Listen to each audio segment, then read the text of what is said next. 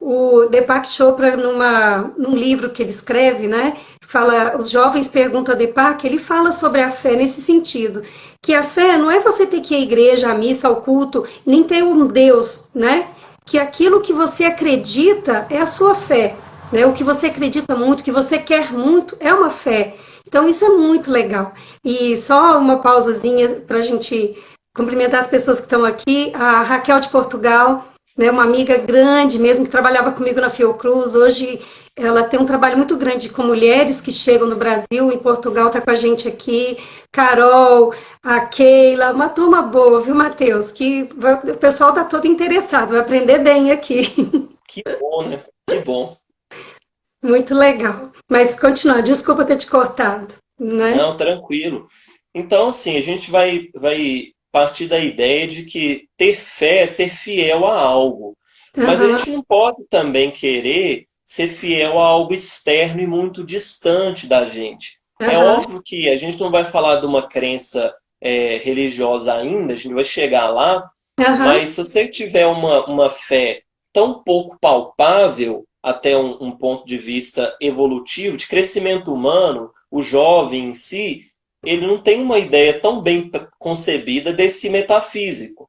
Então, uhum, como que ele vai ter essa fé em algo tão externo? Até que ele aprenda as leis da natureza, vê Deus em todas as coisas, ele precisa ter isso. uma fé que ele possa manter essa confiança em algo que realmente prove essa virtude real da fé. Não é que não vai existir depois uma transformação disso em algo maior, mas Aham, a natureza não pode dar saltos. E se a natureza não dá saltos, ele tem que começar por o degrau mais perto.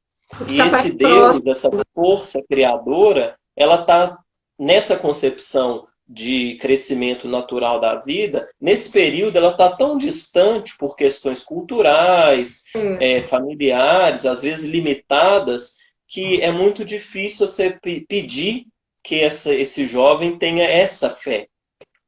é Mas verdade. fé vem de fides, fiel.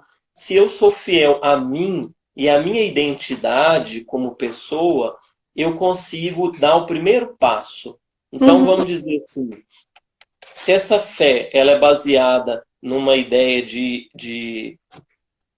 autoperseverança, de autodeterminação, eu consigo desenvolver a principal característica, vamos dizer assim, que eu acredito que a pessoa precisa ter para manter essa fé, essa ideia de fé, que é a vontade.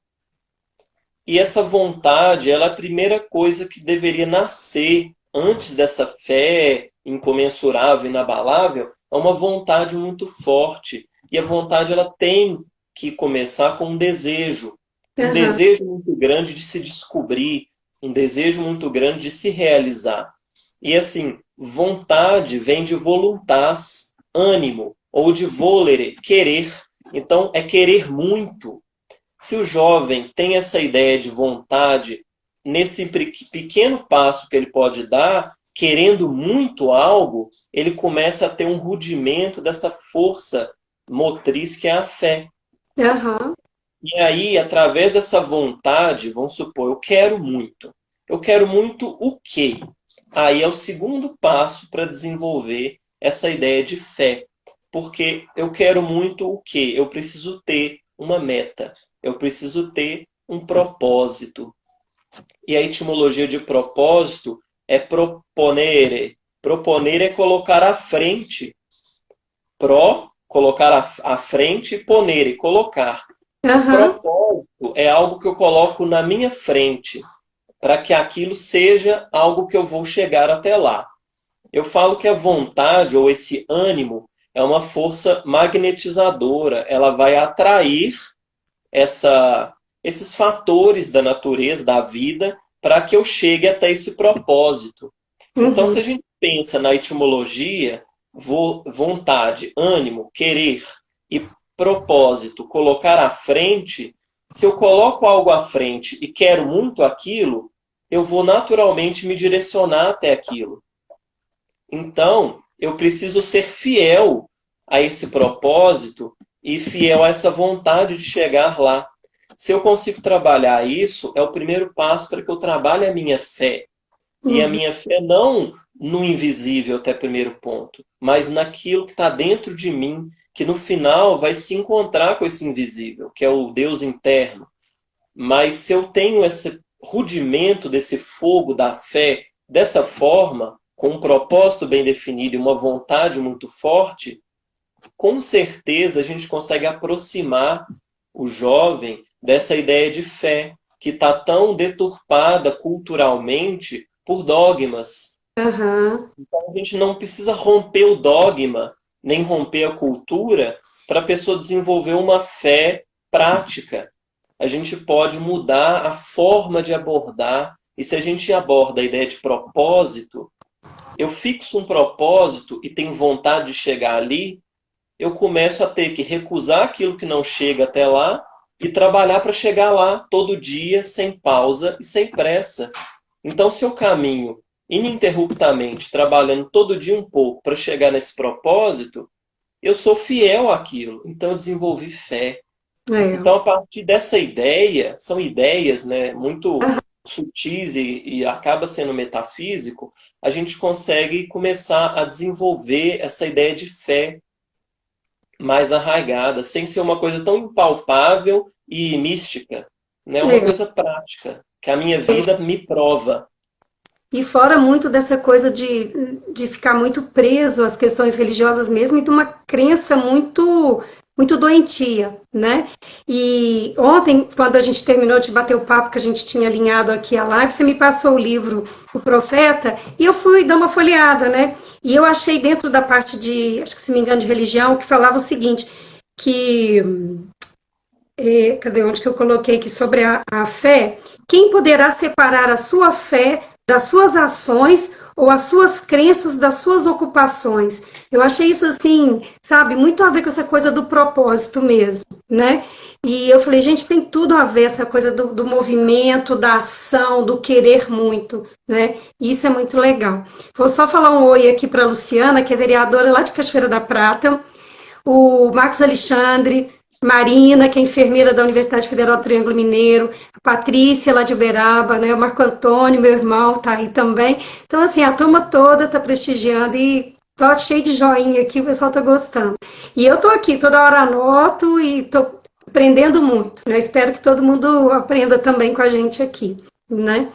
Mas você quer continuar? Você quer que a Não, gente vamos continuando, fala vamos aí? Tá, desenvolver Joia. os assuntos.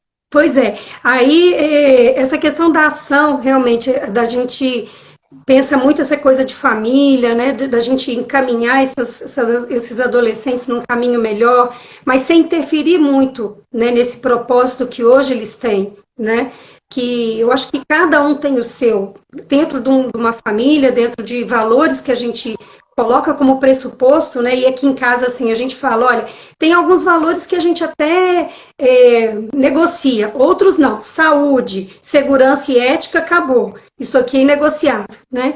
Então, são ações que eu acho que eles vão construindo, que eles vão aprendendo, e depois eles tomam o rumo deles aí e seguem em frente, né? Eu também estava vendo esses dias uma frase que falava o seguinte: os jovens não estão perdidos para a fé, mas são muito exigentes em sua busca, né? E aí eu comecei a pensar muito nesse imediatismo deles, nesse tanto de estímulos que hoje eles vivem, né? E essa busca mesmo desse propósito, desse valor, dessa vocação, desse caminho que eles precisam seguir, como é que você vê isso tudo nesse mundo tão cheio de estímulos que a gente tem aí? Tanta internet, tanta informação, tanta mudança todos os dias, né? Isso aí é uma coisa muito delicada na parte de discussão, dentro desse desenvolvimento humano e tudo, porque às vezes a gente é muito exigente com essa ideia de domínio de si e acaba não conseguindo dar um passo gradativo. A gente quer dar um passo maior que a perna. Vamos dizer assim, um voto de castidade, um voto de não sei o quê, sendo que eu não estou preparado para isso. Então, é umas coisas meio infundadas que são ditas como evolução. Aham. Mas tem coisas que a gente pode pegar e aplicar a conta gotas para que isso seja desenvolvido e chegue finalmente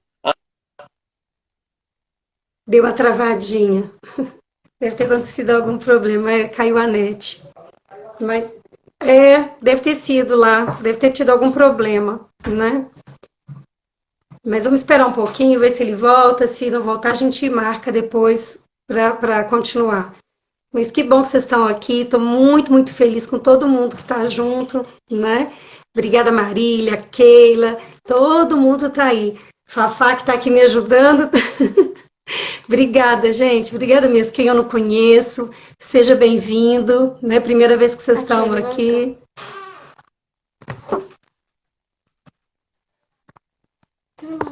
Ela está guardando o Matheus. Deve estar voltando. Voltamos. Ei. Que bom. Tá, Onde que a gente estava? Onde que travou? Você falou um pouco sobre essa questão que eu estava falando dos jovens, que eles não estão perdidos na fé, né, mas que eles estão numa busca constante, no meio de tanto estímulo, tanta coisa que eles estão aí vivendo, né, com internet, com modismos, né? Como é que é essa busca dessa fé nesse mundo nosso agora? Como é que você vê isso, né, essa busca da fé? Né? Uhum. E aí você começou a falar que é muito estímulo para eles realmente, mas que eles têm essa coisa assim de perceber e às vezes não dar conta e querer, e aí você foi começando nesse sentido, né? Então vamos voltar. A tradição oriental, ela acaba trazendo para a gente uma ideia muito interessante, que é a busca daquilo que é eterno. Uhum. Porque se eu busco muito algo que não vai mudar, que não é efêmero, eu tenho a certeza de estar pautado em uma meta fixa, que ela não tem condição de alterar. Vamos dizer, a gente fala muito sobre o quadrado perfeito de Deus, que são a verdade, a justiça, a bondade e a beleza. Então Uhum. vamos dizer assim que se a minha ideia de eterno está pautado na bondade, eu vou trabalhar muito a questão da humildade, da caridade. Se está pautada na justiça, eu vou trabalhar muito o equilíbrio, a equanimidade. E por aí vai. A beleza com a harmonia, a verdade muito ligada a essa confiança, a essa fidelidade à natureza. Agora, a questão maior não é nem essa questão de tanto estímulo, mas eu acho que é pouco discernimento de o que eu realmente tenho como propósito. Porque se a minha meta é o eterno ou alguma coisa imutável, eu tenho uma ética interna que é atemporal. E se Uhum. ela é atemporal, não tem como eu ser corrompido. Eu vou estar sempre sobre vamos dizer assim, uma força muito maior que vai reger esse caminho da matéria. E a partir daí eu vou trilhar projetos que caminham em ressonância com isso. Então Uhum. vamos dizer que esse propósito que a gente coloca, ele não tem que ser inatingível, mas a ideia que baseia esse propósito, sim, tem que ser Uhum. algo realmente distante. No Bhagavad Gita, a gente tem um herói que chama Arjuna, é um livro da tradição hindu. E esse Arjuna é o herói humano. Tem umas passagens que falam que nós devemos observar Arjuna no horizonte, mas não querer ser Arjuna de um dia para o outro.